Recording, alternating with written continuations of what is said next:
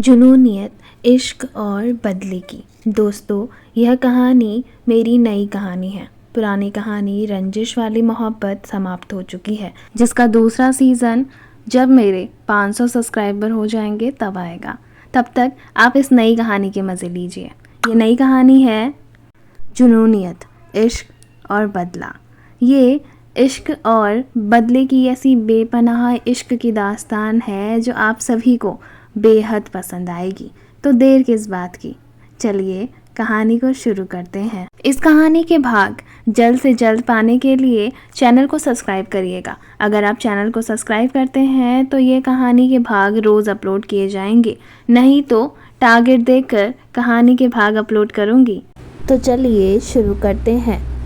जुनूनियत, इश्क और बदले की।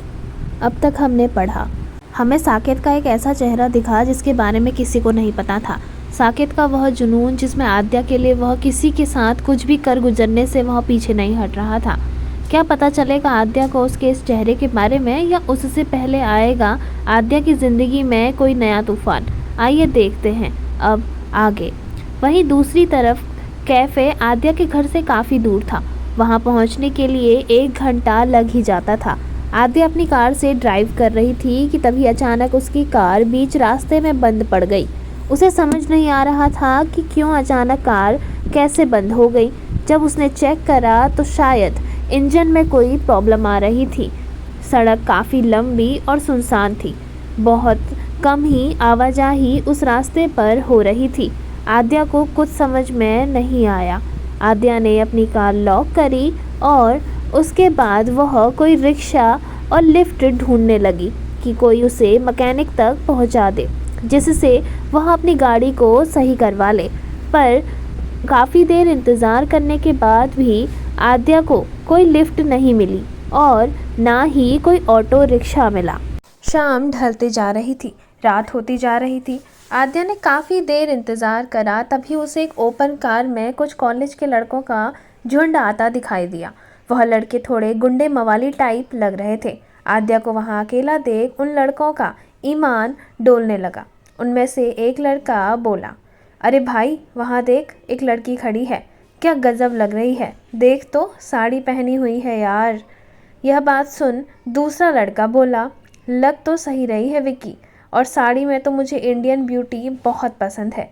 चलो बात करते हैं, आखिर प्रॉब्लम क्या है, हम भी तो देखें। इतना कहकर वह धीरे धीरे आद्या के कार के करीब आने लगे। अचानक अपने सामने एक गाड़ी को रुका देख आद्या एक पल के लिए घबरा गई। उसने देखा कार में सभी नौजवान लड़के थे। आद्या ने अपने आप को मजबूत किया। तभी एक लड़का आद्या से बोला, क्या हुआ मिस, आप यहाँ अकेली क्यों खड़ी हैं? वहीं आद्या बोली, वह मेरी कार खराब हो गई थी, मैं आसपास किसी मैकेनिक को देख रही थी और मुझे कोई लिफ्ट नहीं मिल रही थी, इस कारण बस। तभी एक लड़का बोला, अरे आगे एक गैराज है, आप कहें तो आपको हम वहाँ तक लिफ्ट दे देते हैं, डरिए मत, हम आपको सेफली वहाँ तक छोड़ देंगे, फिर आप मैकेनिक को लेकर अपनी कार सही करवा लेना। आद्या उन लड़कों के भावों को समझ रही थी। आद्या ने उन्हें इग्नोर करके मना करना चाहा तो वह लड़के ज़बरदस्ती आद्या को इंसिस्ट करने लगे कि वह उनकी कार में आकर बैठे। आद्या बोली, कोई बात नहीं, आपका बहुत बहुत धन्यवाद, पर मैं चली जाऊंगी। एक्चुअली मेरा फ्रेंड आ रहा है मुझे लेने, मैंने बात कर ली है उससे। Thank you so much for your concern. इतना कहकर आद्या चुप हो गई। तो वहीं वह लड़के अपनी बात आद्या को ना मानता देख गुस्सा भी हो रहे थे। तभी एक लड़का बोला, तो कोई बात नहीं, हम छोड़ देते हैं आपको, आप कहें तो आपको जहाँ बोलोगी वहाँ छोड़ दूँगा, एक बार आकर तो देखिए। तभी आद्या बोली, देखिए मैं आपको मना कर चुकी हूँ, मेरा फ्रेंड आ रहा है मुझे लेने, प्लीज़ अब आप जाइए यहाँ से। तभी एक लड़का कार से नीचे उतरकर आद्या का हाथ पकड़कर बोला, वह लड़का बोला, इतने प्यार से तुझे अपने साथ बुला रहा हूँ, आने को तैयार नहीं है, लगता है तू ऐसे नहीं मानेगी। इतना कहकर उस लड़के ने आद्या को ज़बरदस्ती खींचते हुए कार में बैठाना चाहा तो आद्या उस लड़के को हड़बड़ाते हुए दूर करने लगी। इसी झड़प में आद्या का फ़ोन उसके हाथ से नीचे गिर गया। तभी वहाँ कार पर जो लड़के थे वह सभी नीचे उतर चुके थे। वह आद्या को पकड़कर कार में बैठा रहे थे। आद्या उन सबसे छूटने की बेतहाशा कोशिश करे जा रही थी, पर तभी न जाने कहां से आद्या के हाथ में उस गाड़ी में पड़ी एक दारू की बोतल हाथ लग गई। आद्या ने झट से उसे उठाया और एक के सर पर दे मारा। अचानक किसी के सर पर कांच की बोतल पड़ने से वहां पर अफरा तफरी मच गई। सब उस लड़के की तरफ देखने लगे और आद्या के हाथ से कांच की बोतल जो थी वह छूट चुकी थी। वह अपने सामने एक लड़के के सर से खून निकल रहा था, उसकी तरफ देख रही थी। वह सभी नौजवान लड़के डर गए।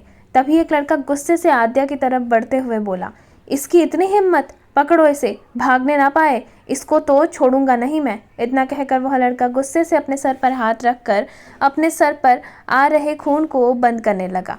तो वहीं बाकी के लड़के आद्या को पकड़ने की कोशिश करने लगे। तभी आद्या ने उन सब की तरफ देखते हुए कहा। आद्या गुस्से से बोली, खबरदार जो मेरे को किसी ने छुआ, एक कांच की बोतल उसके सीने के आर पार कर दूंगी। वहीं वह लड़के डर तो रहे थे, पर अगर उन्होंने आद्या के साथ कुछ करने की कोशिश करी। तभी एक लड़का उठा, उसने आद्या को पकड़ना चाहा तो आद्या ने उसकी तरफ घुमाकर वार करा। वहीं दूसरे लड़के ने दूसरी लड़के की तरफ वार करना चाहा तो वह आद्या दूसरी तरफ को पलट गई, जिस कारण तीसरे लड़के के हाथ चोट लग गई। एक लड़का आद्या को पकड़ने आया तो आद्या ने उन दोनों को धक्का दे दिया। अचानक डिसबैलेंस होने के कारण वह दोनों ही जमीन पर गिर पड़े।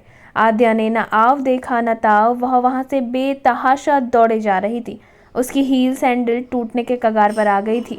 आद्या ने पीछे देखा तो वह लड़के अभी भी आद्या के पीछे पीछे आ रहे थे। आद्या ने अपनी सैंडल उतारी और उसे वहां से फेंक दिया। आद्या फिर से दौड़े जा रही थी। उसने अपने हाथों पर गौर किया तो उसका फ़ोन तो वहीं नीचे ज़मीन पर गिर चुका था। आद्या के दिमाग में अब कुछ भी नहीं सूझ रहा था। वह बस भगवान से प्रार्थना कर रही थी कि कैसे भी करके वह इस मुसीबत से बाहर आ जाए। अचानक आद्या के पाँव के नीचे एक पत्थर आया, जिस कारण आद्या ज़मीन पर गिर पड़ी। वह लड़के आद्या के बेहद करीब आ चुके थे। आद्या जैसे तैसे करके उठी, तभी सामने से एक गाड़ी आ गई जो आद्या ने नहीं देखी थी, और अचानक उस गाड़ी के पास आने पर आद्या को उस गाड़ी से हल्की लगती हुई वह गिर पड़ी। अचानक गाड़ी से किसी का एक्सीडेंट हो गया था, जिस कारण गाड़ी के अंदर बैठा व्यक्ति एक पल के लिए डर गया। वह गाड़ी से बाहर आया तो उसने देखा ज़मीन पर एक लड़की टूटी फूटी हालत में गिरी हुई है। उसके कपड़े गंदे हो चुके हैं, उसकी साड़ी फटी हुई है और उसके बाल पूरी तरीके से बिखर चुके हैं। पाँव से दौड़ने के कारण खून बह रहा है। तभी आद्या जैसे तैसे करके खड़ी हुई। आद्या ने उस लड़के को देखा और उसे गले लगाते हुए बोली। आद्या बोली, प्लीज़ मुझे बचा लो उन लड़कों से, प्लीज़। इतना कहते कहते आद्या बेहोश हो गई। उस लड़के ने आद्या के पीछे आ रहे उन लड़कों को देखा और उसके बाद आद्या के को देख उसके चेहरे को देखकर उस लड़के की आंखें बड़ी हो गई और उसके पीछे दौड़ रहे लड़कों को देखकर उसके चेहरे पर गुस्से के भाव झलक गए। उस लड़के ने एक नज़र आद्या की तरफ देखा तो उसकी चमक अचानक कहीं खो सी गई, उसकी आंखें बड़ी हो गई। आद्या की ऐसी हालत देखकर उसे उन लड़कों पर काफ़ी गुस्सा आ रहा था। उस लड़के ने आद्या को झट से गोद में उठाया और कार की फ्रंट सीट पर बैठा दिया और खुद उन लड़कों की तरफ देखने लगा जो लड़के उसकी कार की तरफ पहुंच चुके थे। तभी एक लड़का बोला, उस लड़की को हमारे हवाले कर दे, वरना ठीक नहीं होगा। तू जानता नहीं मेरा बाप कौन है। तभी वह लड़का बोला, और तू नहीं जानता कि मैं कौन हूँ, इसलिए कह रहा हूँ तुम बच्चे हो, अभी चले जाओ यहाँ से, इससे पहले तुम्हारे साथ मैं कुछ कर दूँ जिसका पछतावा तुम्हारे साथ साथ तुम्हारे माँ बाप को भी हो। बेहतर होगा कि तुम इज्जत से यहाँ से चले जाओ। तभी एक लड़का उस लड़के की तरफ आया और बोला, तेरी इतनी हिम्मत कि तू रॉकी को धमकी दे रहा है? जानता भी है इसका बाप कौन है? इस लोकल एरिया का गुंडा है इसका बाप। तभी वह लड़का बोला, और तू जानता है कि मैं कौन हूँ? मैं तेरे बाप का भी बाप हूँ। तेरा बाप केवल गुंडा है, पर मैं तेरे बाप से भी बड़ा वाला गुंडा हूँ। बेहतर होगा कि तुम सब यहाँ से चले जाओ, नहीं तो मुझसे बुरा कोई नहीं होगा। तभी एक लड़का अपने फ़ोन को निकालते हुए, जिसका नाम रॉकी था, वह अपने फ़ोन पर बोला। रॉकी बोला, हेलो पापा, मुझे एक लड़की पसंद आई है और एक आदमी मुझे उसको दे नहीं रहा है।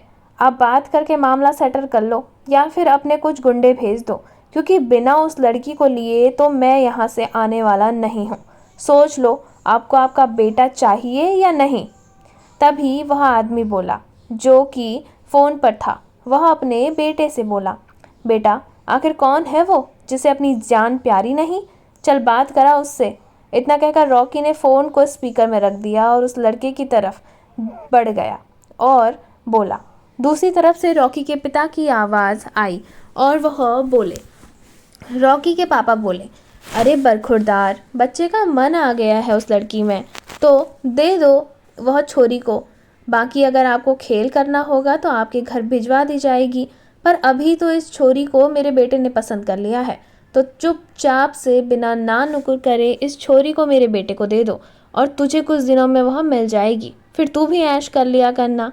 तभी सामने से खड़ा वह लड़का अपनी कोल्ड वॉइस में बोला, मैं ब्लैक डेविल बोल रहा हूँ, नाम तो पता होगा अगर लोकल गुंडा है तो। अचानक इस नाम को सुनकर रॉकी के पिता डर के मारे कांपने लगे और हड़बड़ाते हुए बोले, माफ़ कर देना साहब, मुझे नहीं पता था कि छोरी आपकी पसंद की है।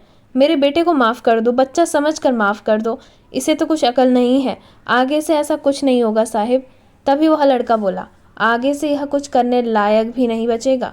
तभी रॉकी के पिता फ़ोन पर गिड़गिड़ाते हुए बोले, नहीं नहीं साहब, ऐसा कुछ मत करना, हमारा इकलौता बेटा है यह, प्लीज़ मैं आपके आगे हाथ जोड़ता हूँ। ए रॉकी, माफ़ी मांग साहिब से, तू जानता भी है तूने किस पर हाथ डालने की कोशिश करी है?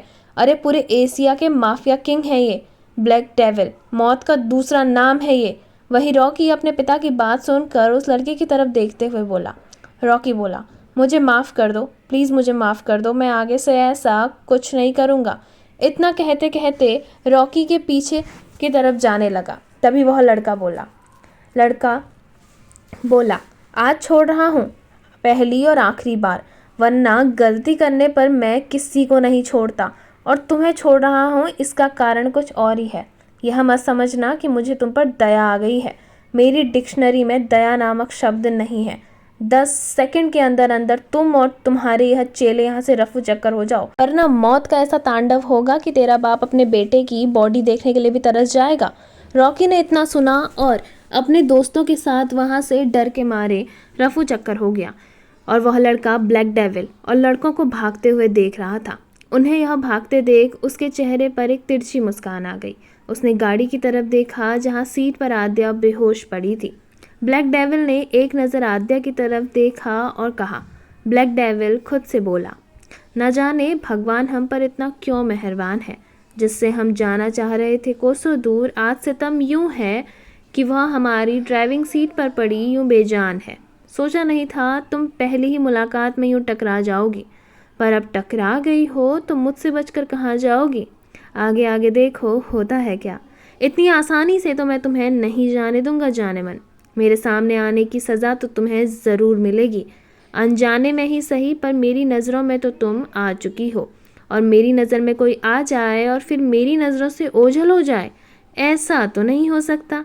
इतना कहकर ब्लैक डेविल ने कार के अंदर बैठी आद्या को निहारा और फिर एक मुस्कान के साथ ड्राइविंग सीट पर बैठ गया और कार को चलाने लगा। वहीं आद्या अपने साथ हुई इस घटना से बेखबर बेहोश ब्लैक डेविल की बगल की सीट में पड़ी हुई थी। थोड़ी देर बाद एक कमरे में बिस्तर पर लेटी आद्या को धीरे धीरे होश आ रहा था। आद्या ने अपने सर पर हाथ रखा और धीरे धीरे अपने आँखों को खोलने की कोशिश की। आद्या की आंखें पूरी तरीके से खुली तो उसने अपने आसपास देखा और खुद को एक कमरे में पाया, जो कि एक राउंड बेड पर लेटी हुई थी। अचानक से उस कमरे को देखकर आद्या उठ पड़ी। उसके चेहरे पर घबराहट साफ नजर आ रही थी। आद्या उस बेड से उठने को हुई कि तभी उसको उसके पैरों पर कुछ महसूस हुआ और वह एक जोर की चीख से वापस बेड पर बैठ गई। उसने देखा उसके पैरों में घाव हुए हैं और उन घावों पर किसी ने पट्टी की हुई है। आद्या को समझ नहीं आ रहा था कि उसके साथ यह सब क्या हो रहा है और वह कहाँ है। उसने इधर उधर देखा कि तभी कमरे का दरवाज़ा खुला। कमरे में इस समय डिम लाइट थी, इसलिए दरवाजे पर कौन आया इसके बारे में आद्या को पता नहीं चला।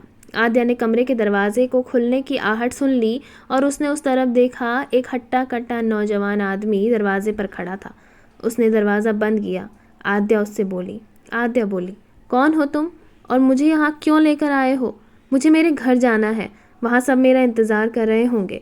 इतना कहकर वह धीरे धीरे करके उठने लगी कि तभी वह लड़का बोला, कभी सोचा नहीं था तुम यूँ अचानक टकराओगी, और वह भी इस कदर टकराओगी कि सीधे मेरी बाहों में आ गिरोगी। किस्मत को मैंने यह आखिरी मौका दिया था, तुमसे टकराने का। क्या पता था किस्मत मेरा साथ तुमसे इस कदर जोड़ देगी। तुम दौड़ते हुए आओगी और मुझे गले से लगा लोगी। जैसे ही वह आद्या ने यह आवाज़ सुनी तो उसकी आंखें फटी की फटी रह गई। आद्या के दिमाग में सैकड़ों सवालों के साथ साथ एक थॉट घूमने लगे। वह आवाज़ आद्या को कुछ जानी पहचानी लग रही थी। अचानक उसे कुछ ऐसा महसूस हुआ जिसकी शायद उसने कल्पना भी नहीं की थी। वह आहट, वह खुशबू, वह आवाज़, ऐसा लग रहा था मानो वह इससे पहले भी रूबरू हो चुकी है। उसकी आंखें बड़ी हो चुकी थी। उसके चेहरे पर घबराहट साफ नजर आ रही थी। तभी वह आदमी धीरे धीरे आद्या के करीब आया। अचानक उसने आद्या की कमर को अपनी तरफ पकड़ा और अपनी तरफ खींचते हुए वह आद्या के बेहद करीब आ चुका था। डर के मारे आद्या की सांसें तेज होने लगी, पसीना आने लगा। वह लड़का आद्या की हालत को देख रहा था और वह लड़का आद्या से बोला, ब्लैक डेविल बोला, क्या बात है, तुम तो केवल आवाज़ से ही डर गई। ऐसा लग रहा है मानो पहचान हो गई हो। वाह, मुझे इतने सालों में भी नहीं भूली, ना ही मेरी आहट को। नॉट बैड मिस आद्या। आद्या समझ चुकी थी कि उसके सामने कौन खड़ा है। आद्या ने धीरे से कहा। आद्या बोली, रुद्रांश तुम। तभी रुद्रांश ने 2 चुटकी बजाई और सेंसर होने के कारण कमरे में उजाला हो गया। आद्या ने अपने सामने देखा तो रुद्रांश की लाल गुस्से से भरी आंखें आद्या को घूर रही थी। वहीं आद्या की डर के मारे हालत खस्ता हो चुकी थी। उसे भरोसा नहीं हो रहा था जिस अतीत से वह इतने साल भाग रही थी, वह अतीत अचानक उसके सामने यूं खड़ा होगा। आद्या डर के मारे कांप रही थी। उसने रुद्रांश को पीछे को धक्का दिया पर वह कुछ न कर सके। रुद्रांश काफी हट्टा कट्टा था। उसने आद्या को कस के पकड़ा हुआ था। आद्या रुद्रांश से बोली, यह क्या बदतमीजी है, छोड़ो मुझे मेरे घर जाना है और तुम्हारी हिम्मत कैसे हुई मुझे यहाँ लाने की। तभी रुद्रांश बोला, कोई किसी की जान बचाता है तो उसे धन्यवाद कहा जाता है, पर मुझे लगता नहीं तुमने कभी किसी को थैंक यू कहना सीखा है। तुमने तो बस एक ही चीज़ सीखी है, धोखा देना और फरेब करना। तभी आद्या गुस्से से बोली, यह काम भी मैंने तुमसे ही सीखा है कि कैसे किसी को धोखा दिया जाता है, झूठ बोला जाता है।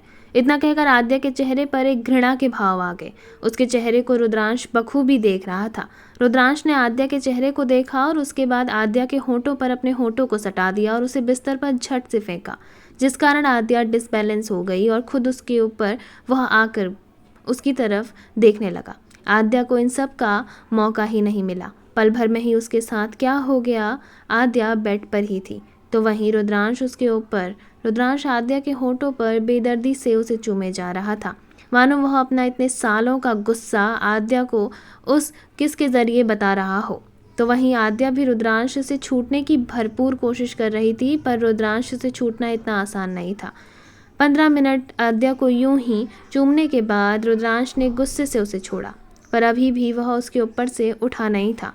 रुद्रांश ने आद्या के दोनों हाथों को पकड़ा और उसे कस के ऊपर की तरफ ले जाते हुए बोला। रुद्रांश बोला, कैसे छोड़ दूँ तुम्हें, इतनी आसानी से तो नहीं छोड़ूंगा, और वैसे भी छोड़ना तो तुम्हारी फितरत में लिखा हुआ है। तभी आद्या बोली, और तुम्हारी फितरत में धोखा फरेब लिखा हुआ है मिस्टर रुद्रांश प्रताप सिंह। रुद्रांश बोला, हाँ बेबी, अपने पति का नाम अच्छे से लो, इंडियन कल्चर में पति परमेश्वर होता है। तभी आद्या बोली, पति और तुम, नाइस जोक। सपने देखना अच्छी बात है, पर ऐसे दिन में फालतू सपने देखना बुरी बात है।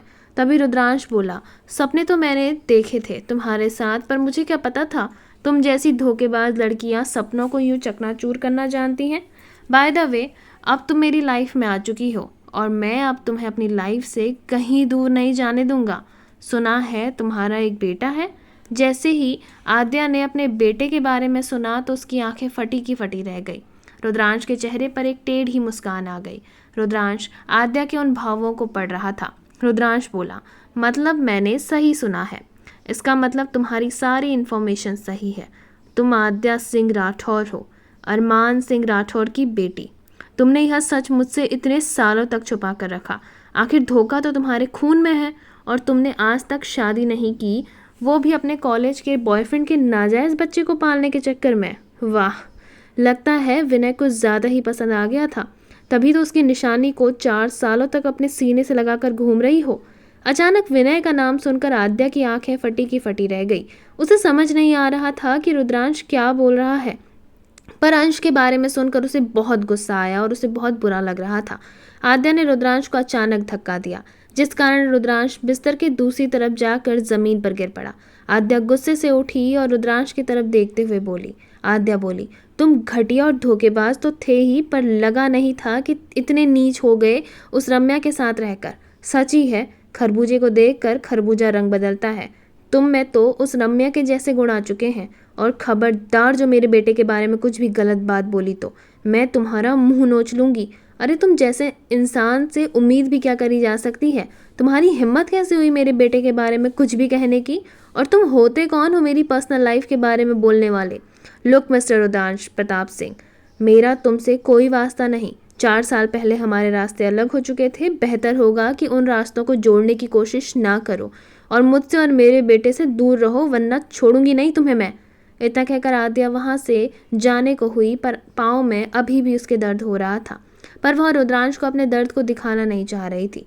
उसको जाता देख रुद्रांश आद्या से बोला, अभी जाने दे रहा हूँ, पर कल शाम तक का दिन है तुम्हारे पास। परसों सुबह तुम खुद आओगी मेरे पास शादी करने के लिए, मिसेस आद्या रुद्रांश प्रताप सिंह बनने के लिए।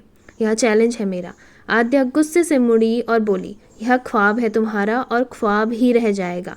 मैं लास्ट बार वार्न कर रही हूँ तुम्हें, मुझसे दूर रहो और खबरदार जो मेरे बेटे के आसपास भी दिखे तो। इतना कहकर आद्या वहां से जाने को हुई।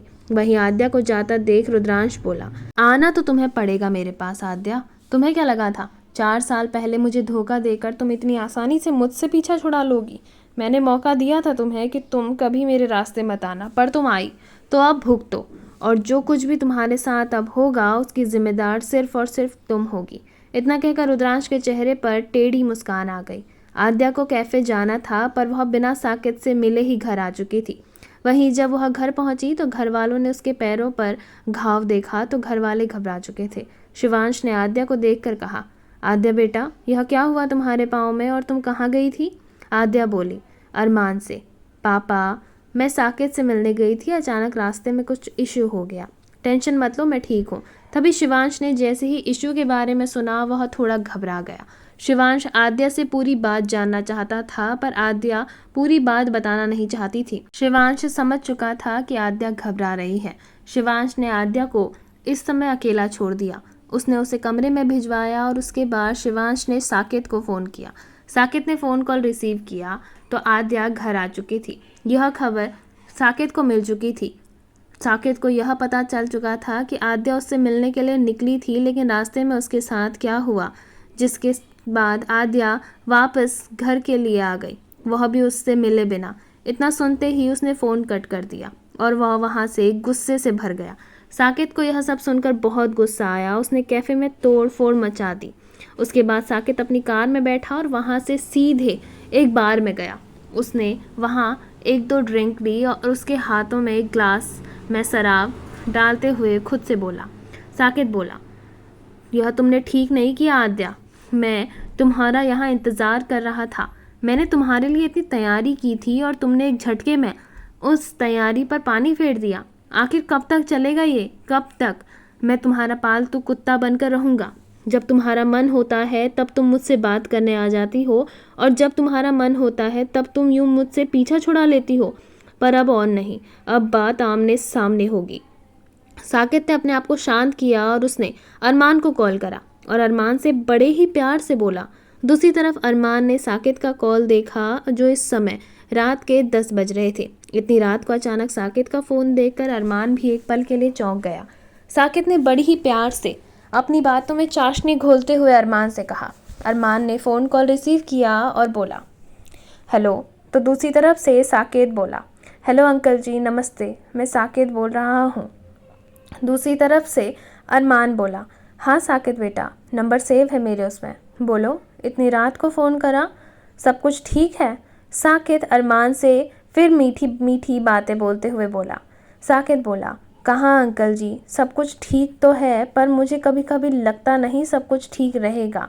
अंकल जी, मैं जानता हूँ कि आप आद्या से बहुत प्यार करते हैं और आप उसके लिए कितने पॉजिटिव हैं, पर मैं आपसे कुछ बात करना चाहता हूँ। अरमान बोला, बोलो साकेत। साकेत बोला, अंकल जी, मैं आद्या से बचपन से प्यार करता हूँ और यह भी जानता हूँ कि आद्या मुझसे प्यार नहीं करती। पर वह मुझे अपना सबसे अच्छा दोस्त मानती है। मैं यह भी जानता हूँ कि आद्या के साथ उसके अतीत में बहुत कुछ हुआ है, पर हम उसके अतीत को तो अब नहीं बदल सकते, पर उसके आने वाले भविष्य को तो बदल सकते हैं। अब आप ही मेरी आखिरी उम्मीद है। आपको जैसा ठीक लगे आप वैसा करिए, पर मैं आपको अपनी तरफ से गारंटी देता हूँ कि मैं आपकी बेटी को हमेशा खुश रखूँगा। मुझे अंश से कोई दिक्कत नहीं है, मुझे दोनों चाहिए। मैं आद्या को बहुत खुश रखूँगा, अंश को पिता वाला प्यार दूँगा। आज मैं आद्या से वही बात करना चाहता था, पर उससे पहले आद्या मुझे मिल पाती, न जाने क्या हुआ कि वह मुझसे मिलने ना आ पाई। तभी अरमान बोला, हाँ बेटा, वह मिलने के लिए निकली थी, लेकिन रास्ते में कुछ गुंडे मवाली मिल गए। उसे उन लोगों ने परेशान करा। वह तो भला हो एक आदमी का जिसने उसे बचा लिया और घर तक छोड़ा।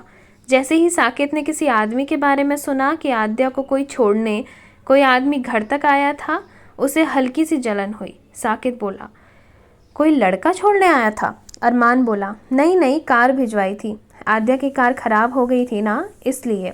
साकेत ने इतना सुना तो वह फिर अपने आप को बनावटी बोलचाल के साथ बोला। साकेत बोला, अंकल जी, आपको जैसा ठीक लगे वैसा करिए, पर मैं चाहता हूँ कि आप एक बार मुझे मौका दीजिए। मैं आद्या को बहुत खुश रखूँगा। मैं उससे शादी करना चाहता हूँ। अरमान ने को साकेत से एक अच्छी वाइब नहीं आ रही थी, लेकिन रवीना ने जैसे ही साकेत की यह बात सुनी तो उसके चेहरे पर एक सुकून और एक प्यारी सी स्माइल थी, जो शायद इतने सालों में उसके चेहरे से कहीं खो सी गई थी। अरमान ने रवीना का चेहरा देखा तो उसका चेहरा एकदम शांत हो रखा था। अरमान ने वह सुकून सालों पहले रवीना के चेहरे पर दिखा था, और सालों बाद वह उस सुकून को आज देख रहा था। रवीना चाहती थी कि आद्या अपनी ज़िंदगी में मूव ऑन कर ले। आद्या सब कुछ आगे बढ़कर अपनी ज़िंदगी को नए सिरे से जिए, पर आद्या नहीं करना चाहती थी।